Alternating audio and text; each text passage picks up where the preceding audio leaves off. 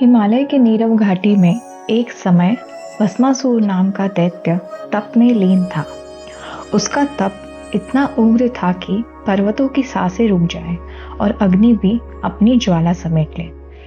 उसकी आंखों में एक ही स्वप्न जलता था, असीम शक्ति। वह शक्ति जो किसी भी सिर को राख बना दे। कई युगों की तपस्या के बाद कैलाश में शांत मुस्कान लिए महादेव प्रकट हुए।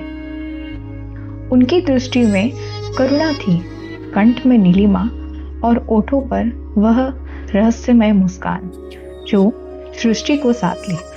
भस्मासुर ने वर मांगा, कहा, हे महादेव, मुझे यह शक्ति दीजिए कि जिसके सिर पर मैं हाथ रखूं वह भस्म हो जाए।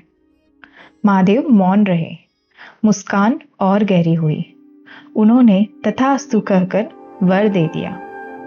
वर पाते ही भस्मासुर की बुद्धि पर अंधकार उतर गया। शक्ति की भूख ने मानो विवेक को ही निगल लिया। उसने वही किया जो अहंकार करता है। वह स्वयं महादेव को परखने दौड़ा। कहा, हे शंकर, अब आपकी परीक्षा है। उसने हाथ उठाया। महादेव मुस्कुराए। कोई भय नहीं, कोई क्रोध नहीं, केवल खेल की गंभीरता। वे भस्मासुर से दूर चल पड़े और सृष्टि में हलचल मच गई। सारे देवगण चिंतित हुए। तब श्री हरि विष्णु ने समाधान का रूप लिया। वह मोहिनी बनकर प्रकट हुए। सौंदर्य ऐसा कि समय ठहर जाए, चाल ऐसी कि हवा भी ठिठक जाए। भस्मासुर की आंखों में विवेक की आखिरी लौ बुझ गई। मोहिनी ने नृत्य का निमंत्रण दिया। ताल में थिरकती हुई वह हर मुद्रा को दर्पण की तरह दिखाती गई। जैसा मैं करूं वैसा तुम करो, मोहिनी ने कहा। नृत्य तेज हुआ, हाथ उठे, घूमे और ठहरे।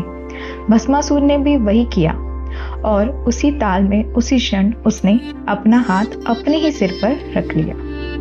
क्षण भर में शक्ति ने अपना सत्य दिखा दिया। भस्मासुर भस्म हो गया।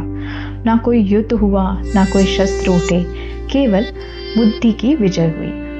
मोहिनी अदृश्य हुई। आकाश में फिर वही शांत मुस्कान खिली।